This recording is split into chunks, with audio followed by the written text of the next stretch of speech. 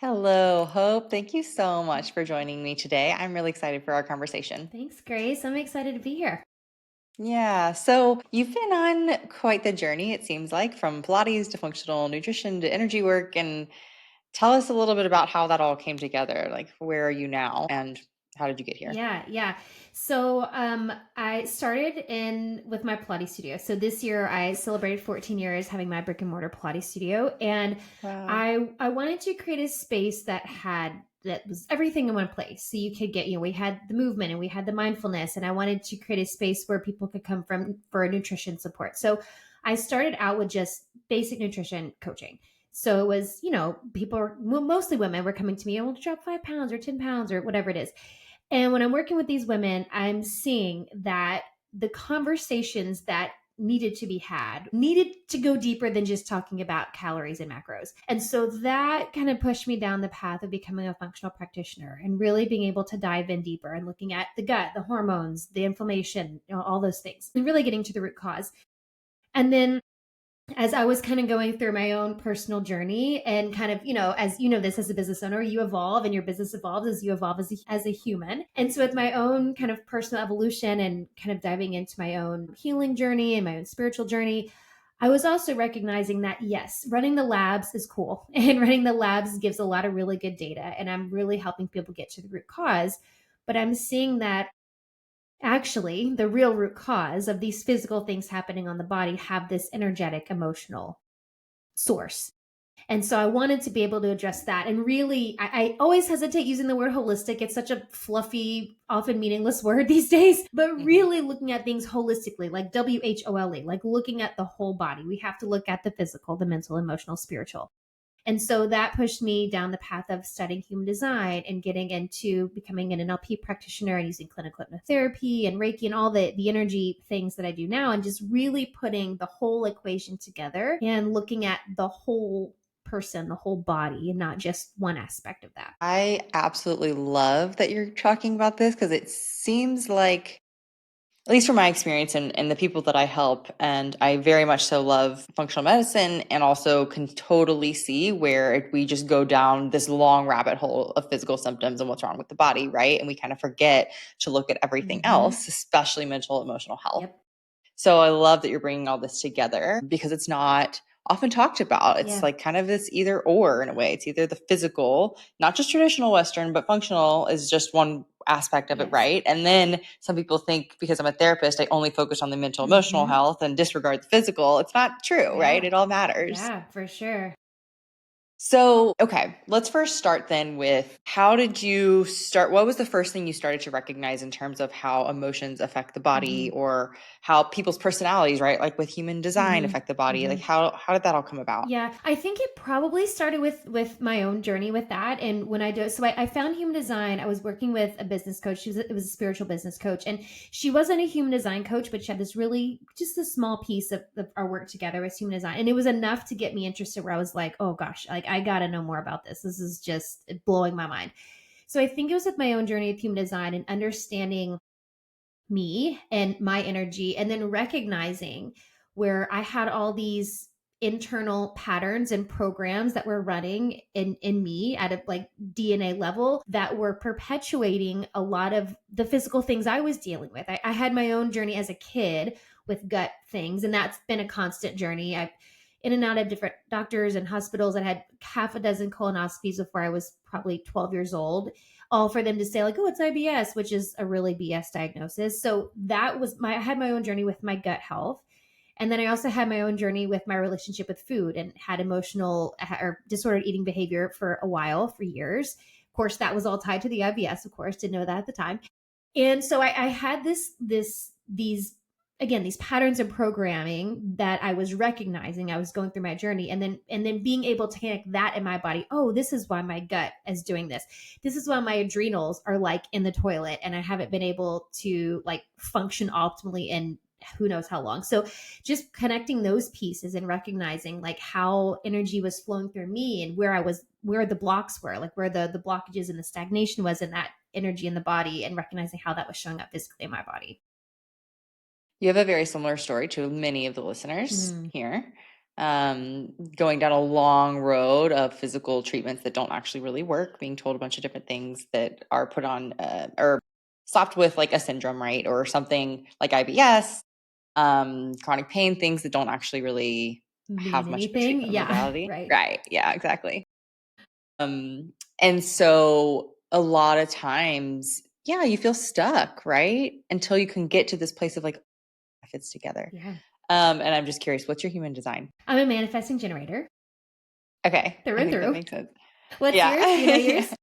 I'm a projector, Okay, and nice. I'm the very similar in terms of when I first realized it, I was like, Explains so much. Yeah. blew my Yep. mind. Yep. I love it. I dive into it all the time. I've learned so much because so much of what we need is to help understand ourselves more, Exactly. right? Yes. So, how did that fit? How did that fit in for you in terms of learning about yourself more? What did you learn that helped you work through some of the Hmm. physical? So there's a few things. Yeah. Learning, same. When I learned I was a manifest, like just knowing your type can be like life changing. Like just understanding that one aspect. Of course, we know there's 5,000, probably more than that, rabbit holes you can go down in human design.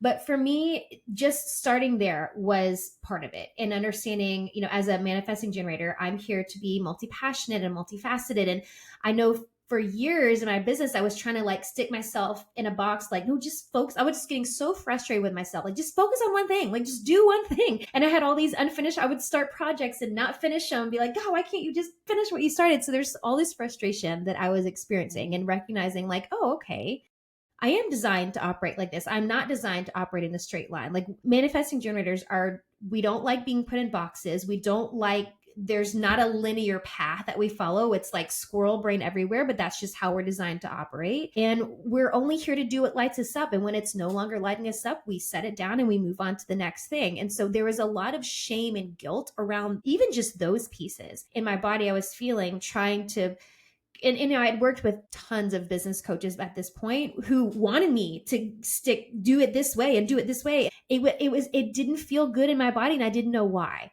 So I think that was another, this, just the freedom around that of like, oh, now I understand why this didn't feel good to me, and doing it this way didn't feel good to me. And it was just so much frustration. I guess that's my not self name as a Manny Jen's frustration, but frustration, and it just kind of impatience and anger that would come up around those things where I was like, being sucked into wax. So I think that was a big thing.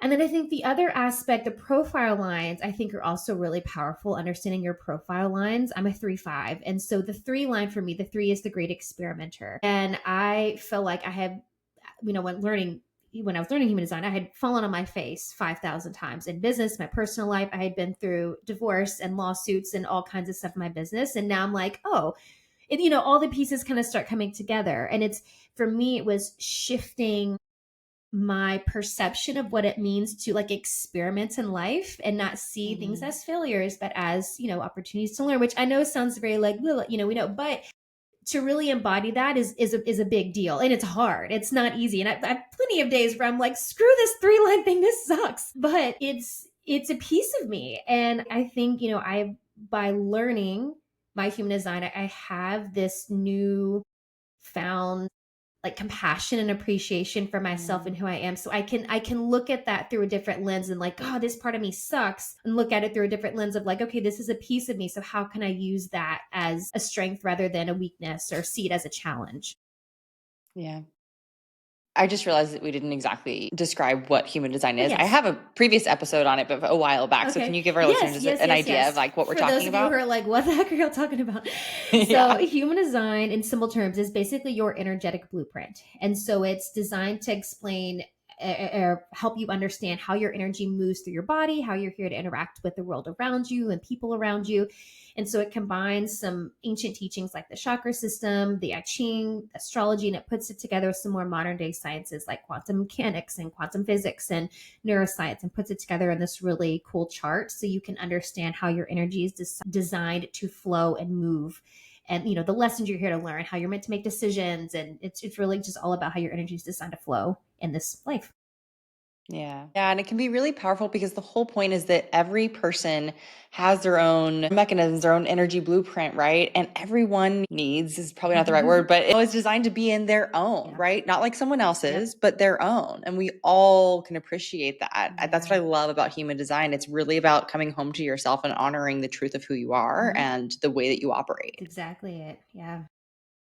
And so, how did that help you understand or maybe heal from some of the physical, like chronic stuff that you dealt with, like gut issues and IBS? Yeah, I think for me it was, and this is how I see it with my clients. Hmm.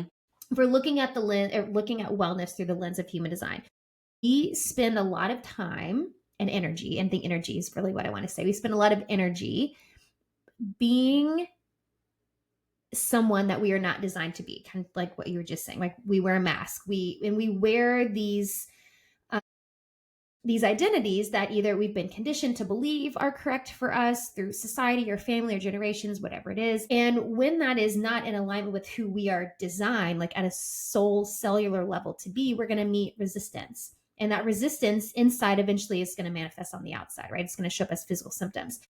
And so for me, it's being able to understand where that resistance is in the body, like where are the areas where we call it deconditioning in human design, right? Where are the areas that need to be deconditioned, the areas that we're holding on to patterns and beliefs that are not ours, but we're still carrying, and we're operating from that operating system, moving from that operating system. And so I think for me, it was letting go of a lot of the things that I mentioned before. It was letting go of those pieces of how I thought I needed to operate, how I thought I needed to do things, how I thought I needed to be, and stepping into this true identity, this how I'm designed, how I'm divinely designed. And need just that.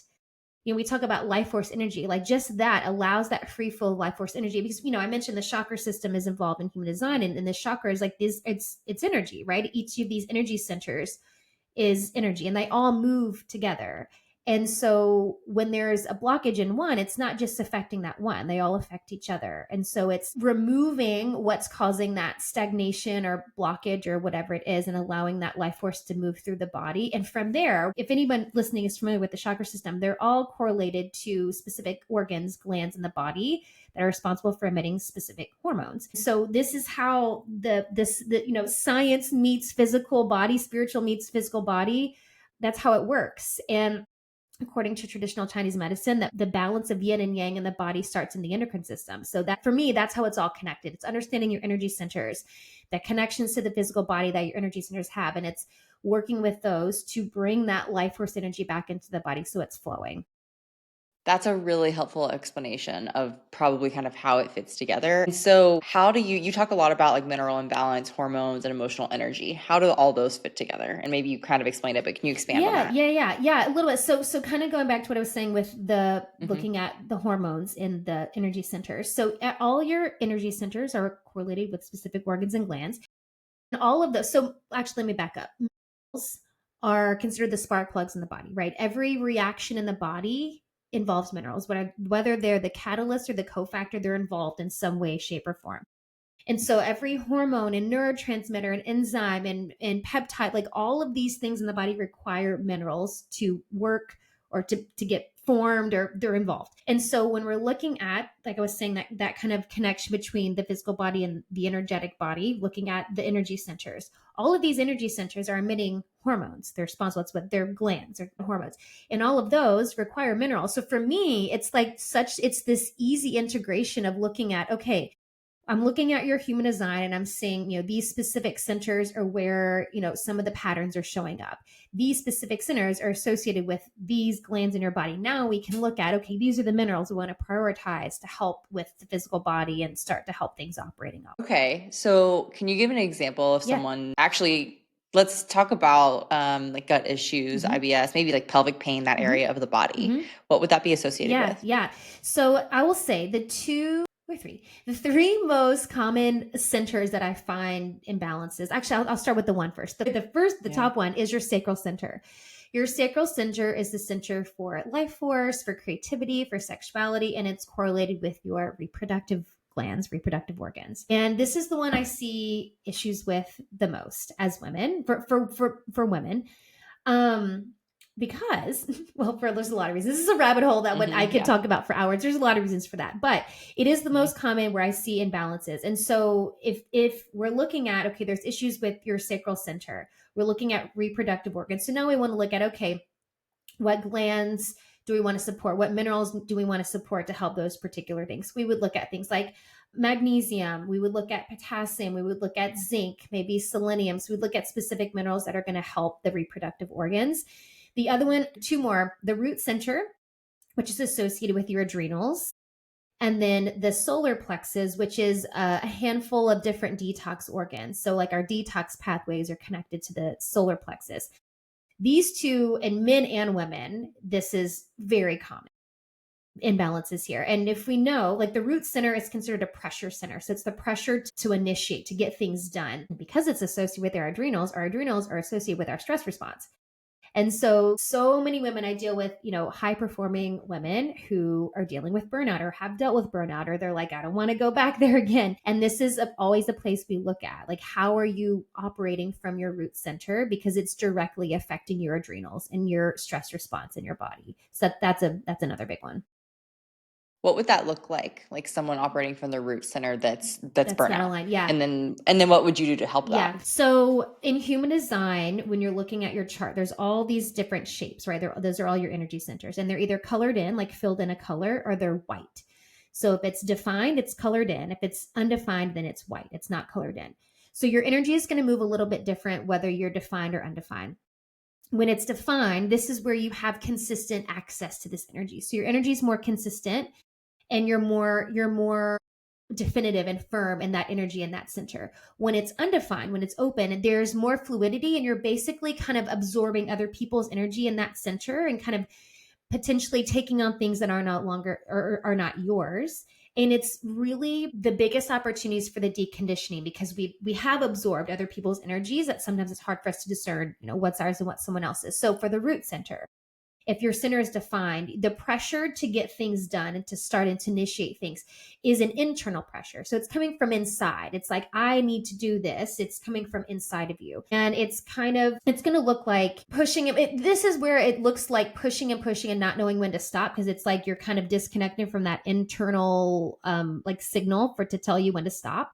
When it's undefined, it's open. My root center is undefined. It's an external pressure. So it's this external pressure to get things done or to like keep up, like feeling like I'm going to get behind because everybody else is going faster than me and getting ahead. So that's kind of how the energy, there's a nuance there. It's very slight, but it's a nuance there. And that's what it looks like. The burnout is it, I feel like I'm getting behind and I have to keep up with everybody else, or is it this internal pressure where now I'm disconnected from my signal to tell me when to stop? Yeah. Okay. So then it's really more about just learning about yourself, not only through human design, but obviously from where you've been burnt out, Totally. Yeah. and Yeah. shifting how you Yep. operate in the world, and probably not only in the world, but with yourself. Exactly. Yep. Right. 100%. Yeah. Yeah. So why are so many high achievers so burnout but what would you say is like a very common theme, regardless of maybe they're undefined or defined? Yeah. I think here's what I think. There's multiple things here I could say. So I want to say the majority of humans are generator types. So they're either generators or manifesting generators. 60% of the population is either a generator or manifesting generator. And those two types are the doers. So I say we because I'm a manifesting generator. We are sacral beings, and the sacral is like the generator that keeps going. This is where your ability to keep doing the thing. And so we have that defined, meaning we have consistent access to that. We don't have to borrow it from somebody else. We're not picking up on anybody else's from there. So because of that, especially you as a projector, I've worked with so many, my son is a projector, and I've worked with so many projectors. I love projectors. And projectors, reflectors, manifestors live in a world of generators. So there's pressure. You feel the pressure to constantly be doing because you're surrounded by it. So there's a lot of societal pressure to do and do and do and do and go and go and go because we're surrounded by generators. Now, there's another piece of this, again, another rabbit hole I could probably talk about for the next 12 hours, but there's also the masculine way of doing things. Like there's hustle culture, which is a masculine construct. That's also this go, go, go, do, do, do, because men are on the 24-hour hormonal cycle and women have a 28-day hormonal cycle. So men can wake up tomorrow and do the same thing they did today. And women, it doesn't work like that. So I think there's multiple reasons for this. And I think the big, and I think the overarching theme there is kind of what you were saying before. It's not understanding your energy and how your energy is designed to flow and your natural rhythms. Everyone has their own natural rhythms, hormonal rhythms, energy rhythms, everybody, every human. And so it's just not understanding those. And I guess kind of what we were saying at the beginning of this, it's that disconnect that when we compartmentalize the mind and the body and the soul, and we haven't been able to bring all of those pieces together, we've become so disconnected that we either misinterpret signals that we feel like we're getting, or we're not in tune with the signals and signs and the rhythms in our body. So I really think that's kind of the overarching thing. Doesn't matter what energy type you are, but it's just being able to understand your natural rhythms, understand how your energy and your hormones work, period. I think that's the big piece. I mean, I've worked with women before that they don't even, and this is no judgment, I don't say this with judgment, they've never understood how their period works. They have no idea the phases of their cycle. It's just not something, and I know I was never taught that. So I could say without judgment because I was never taught that. So it's even just understanding how your hormones work, like my own body that I'm in, like just understanding that piece, I think is a really big reason why so many of us burn out. Yeah. I've never learned that. I've Totally. learned so many things on my own, right? It's 100%. so Yeah. valuable when we can. Yep. And yeah, especially as a projector, I have learned so much of how to get out of the generator energy and the energy of the world and like what's primed us, what we're praised Yeah, for, right? exactly. At the same time, man, I still very much so struggle with it because I have this fire within me Yeah. to do and Yeah, do and do. sure. And then I'm like, well, yeah, I'm burnt out, Yep. right? Yep. That's That hard. is hard. Yeah. It's hard when you also have a vision of what you want, Yes, right? exactly. But how you want to get there or how getting there is different for each person. Yes, for sure. For sure. Yeah. Yeah. Okay. I feel like, yeah, we could go in so many Yeah, I different know there's directions. so much to cover there. I think the other thing I wanted to add to that, there's Yeah, another piece to that please. that especially for women is there's the hustle part and the doing part. And when we become, I just had a conversation about this earlier today on another podcast, so it's like front of mind. There's this identity piece that comes in, because then it's where we're so caught up in the doing and the pushing and the forcing that now it's an identity. And once it becomes your identity, it's that, like you were saying, it's hard. It's that much harder to break the pattern when it's your identity, because now it no longer feels safe. What feels safe is doing this, is pushing and forcing and doing, even though when I know my body's telling me to slow down. And so there's like a complete identity shift that has to happen oftentimes. And that's really freaking hard. That's the hard work. And I think that's another reason why so many of us struggle with burnout. We get in burnout and we get stuck in burnout, is it's this identity shift that needs to happen. And it's a whole rewiring. I mean, you know this, you work so much with them. It's this whole rewiring that has to happen in order for you to have that identity shift. And then I think the other thing we don't talk about with that is there's this grieving process that happens during that identity shift, because you have to let go of this part of you that you know is not good for you. You know it's not serving you, and you step into this new identity, and there's just a lot to that. So I think there's so much internal stuff that has to go on for us to really be able to step out of the burnout and what's on the other side of the burnout. And it's not as easy as like, oh, just get more sleep and don't be stressed and slow down. Like it's not that simple. Yeah, no, definitely not. Especially for people that are listening, burnout means like deep chronic symptoms that are keeping them from their life, right? Yeah, I don't know about you, but for me, I feel like I have multiple different identity shifts throughout my life. 100%. And it's not just like one one awakening, right? Where you change and you're like, oh, I'm regulated and now I'm good. It's like, I can point to so many different years of here's a whole new one. But I didn't understand it, right? So that shifting out of the stress place of your nervous system and then shifting into a new identity in a way, you don't really exactly know that you're going through that. It's not like this conscious place of like, okay, I'm shifting my identity. I am going to be safer now in my nervous system. A little bit with the nervous system stuff because there's so much education around it. But You don't know that. Yeah. Exactly. Yeah. It's just kind of how you're working through it. Yeah. Do you talk to people about it? Or how do you talk to people Yeah, about it? yeah. I think you brought up a really great point, and I think it's something that I feel like we should be talking about more because you're right. It's not this one and done thing when you're going through like the healing and the identity shift because there's layers to it. There's multiple layers. And it's kind of like when I've had clients who've done, hypnosis sessions with me and they're afraid that they're going to be re-traumatized. And it's not about re-traumatizing yourself. It's not about reliving the trauma. It's about getting into providing a safe space in the body for your conscious mind to kind of step aside to go into the subconscious mind to be able to have a conversation. And your subconscious mind is going to let you know what's safe to let go of. And so this is why all of this is so multi-layered because you're 100% if you're going to relive your trauma, you're going to be re-traumatized, right? Your body is going to let you know what's safe to release. And so the healing process and this, the identity shifts that we're talking about, it comes in stages because it's only going to happen as much as it feels safe to your body to happen, right? It's going to come in stage. So there's layers. And so I have clients sometimes who we've done work together and they'll come to me like a year later and it's like, oh, this symptom came back and this one came back, but this one didn't. And so for them, it's frustration. Like, I thought I did this. I thought I healed it. Well, it doesn't mean you didn't heal it. It didn't mean that what you did didn't work. It means that there's another layer that's ready to be healed. There's another layer that's ready to be released. And so I feel like this is a perspective that all of us, me included, like we have to really keep front of mind because I feel like that too. Sometimes something comes up and I'm like, oh my God, I've done so much work on this. How much more can I, but it's layered. And this is the human journey, right? It's this constant journey of evolution. And I believe that's what our souls are here to do is to continuously, consistently evolve. And so with the healing and the identity shifts with this, and the same thing with burnout, like it's not to say you're never going to experience burnout again, or maybe it looks different, maybe it shows up different, and it's probably going to be at a maybe to a lesser extent. But again, it's not like what you did before it didn't work. It's just there's a new layer that's ready to be healed and ready to be released. Yes, thank you for saying that. It's I love when this happens. I actually just answered a comment today on Instagram from someone asking this, like, there's a post about my friend Callie did a post about her client did somatic therapy for like a year and a half and thought that her supplements she was taking during that time was helping her bladder symptoms, but realized it was the somatic healing she Mm, was doing. But now, I don't know, a year later, she came back and symptoms came up again.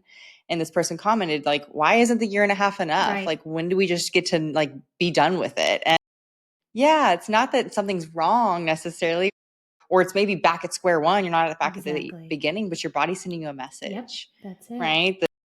I think that perspective shift that you mentioned is about getting out of like something's wrong. We have to get rid of every Yes. symptom or what's wrong in our body to wait. Actually, what's the Yeah, story? What's exactly. happening Yep, here? it's the curiosity piece, and this is Yeah. something I always have to hone in with my clients. And it's funny because I had a similar conversation with my clients a week before last. We're in Voxer, and she's freaking out because this symptom came back, and then this thing, and I'm like, can we meet that with curiosity rather than judgment, right? And I know that's hard. It's a hard thing to do because you have done the work. But look at what I told her. You will never go back to square one. Like, you're not the same person now that you were 6 months ago when we started. So it's impossible to go back to square one. Like, you'll never go back to square one. So while your body might feel like it's not, because now you're a totally different version of you that's dealing with this symptom, and you have tools and you have resources now. That's It's going to make it a totally different experience. Yeah. Yes. Yes. I think I say that message so many times because I mean, we forget. Of course, I have to remind myself Sure. Yep. all the time of like, oh wait, I'm not, this is coming up again. It doesn't mean that I don't know, I've lost all like learning or, Mm-hmm. Mm-hmm. healing. Yeah, it's a process for sure. Okay, I love this. You mentioned a little bit about the working in the quantum field and how we can access that for our healing. Can you tell us more about what you mean? Yeah. So for me, addressing the body from a quantum perspective is kind of what we've been talking about. This looking at this whole body perspective and looking at the mind, the body, the soul, all of it. And when we're looking at the condition or the conditioning and the patterns that exist that are causing these physical things to happen on the body, this is multi-layered. So there's conditioning from your human experience, your own human experience, right? So this is, what's happened in childhood, growing up, it's our human experience, and that affects us at, a mental emotional level. There's also societal conditioning that we've talked about, right? That affects us at a certain level. And then that's also generational, and we carry generational things with us. And, whether you believe that or not, science is showing us that your cells carry, science is saying seven, I really believe that it's more than that, but it's saying up to 7 generations of trauma in our cells. So we are literally born as infants with trauma already in our cells. Like that's just the fact of it. Like it's just the fact of the matter. And so for me, when we're looking at quantum healing, it's addressing all of that. And it's looking at things from this entire energetic perspective of my own stuff that I have in my cells and my DNA, what I've carried from generations past, and it's being able to heal all of that. And I think that again, I really believe that our souls here are here to evolve. And I think that's part of our souls evolution. And that's one reason why our souls decided to incarnate and right here and now is for that healing, is to help with our own healing, but also generations past. And I had this ancestral healer on my podcast a while back. The episode hasn't come out yet. But I did a session with her. She offered me a session after she came on my podcast. And it's so fascinating.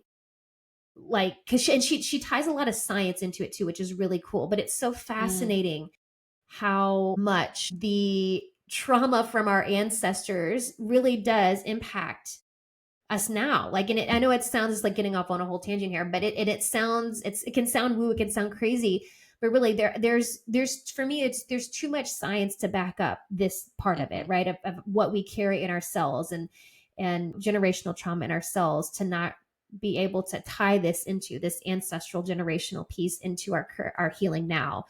And so anyway, going back to your question about the quantum, it's just looking at things from this full energetic spectrum and connecting that energetic emotional piece to the physical piece, and then just looking at things from that comprehensive view. What would you say to someone who's learning about all of this and there's so many different aspects, right? There's like ancestral trauma affecting me, my own personal life trauma, the emotions, my belief systems, my chakra imbalances. Like when someone's starting to be like, oh my gosh, that's overwhelming. There's so much. Like what do you say to them? Where do you start? It's a lot. It is a lot. And I don't say all that to make it sound like it's overwhelming and it's impossible, because it's not. But it's really just taking it one piece at a time and taking it just one little small bite at a time. So for me, we've talked about this, it's starting with the human design piece to understand. Let me just understand me first.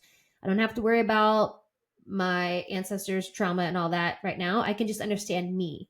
So if I understand how my body works, how my energy works, how my hormones work, like my physical body, my energetic body, just learning that piece.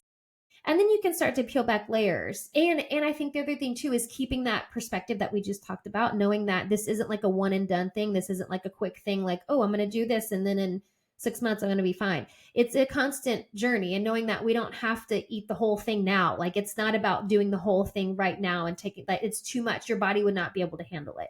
But knowing that I am going on this journey inward, and it's going to be a lifelong journey. And that's the other thing. It's going to be a lifelong journey, and keeping that perspective and keeping that curiosity and compassion front of mind versus like judgment and frustration and just wanting it to be over.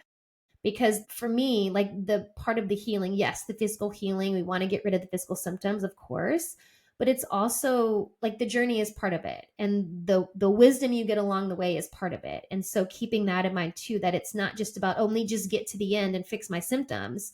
We want to get the learnings and the wisdom along the way, because that's all part of it too. Yeah. And then it happens in phases. It Totally. to your point, like it can't happen all Yeah. at once. We aren't ready for Right. it. Like I think you were saying earlier, right? Our subconscious will only let go of things when it's ready for it. And so, yeah, it can only happen in Yep. phases. I've definitely seen that in my own journey. Actually, even just a couple weeks ago, I'm completely updating my program, and I think that my subconscious, my body was kind of like, we're going to throw these old symptoms at you to like make sure you know what you're doing. Let me just I check. mean, I had to laugh at it. It was like every day something new that used to be a thing popped up, and I was like, What is happening? all right, all right. I just did a lot of meditation, a lot of like work, talking and working with myself, because yeah, it was messages. Yep. And like I went through it and I'm here and it's gone. And Yeah. Yeah. Now you're at the next level. Yeah, I have that all the time. Yes, things pop up and you're like, whoa, what is this? And you just have to, yeah, it's just another layer to work through.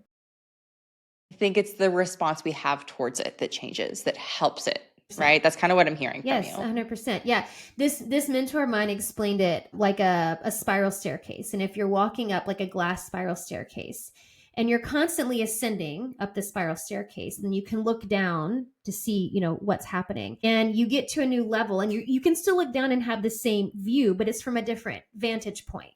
And so you can see the thing down there. Like I've experienced this thing, I've been there before. But if you're going up the spiral staircase, you're going to have a different vantage point looking down at the thing. And so it is, you have a different perspective. Like I said, for you, when you experience things multiple times, you have tools and resources to bring with you when if it comes back again. So it's not going to be the same experience. It's not from the same vantage point.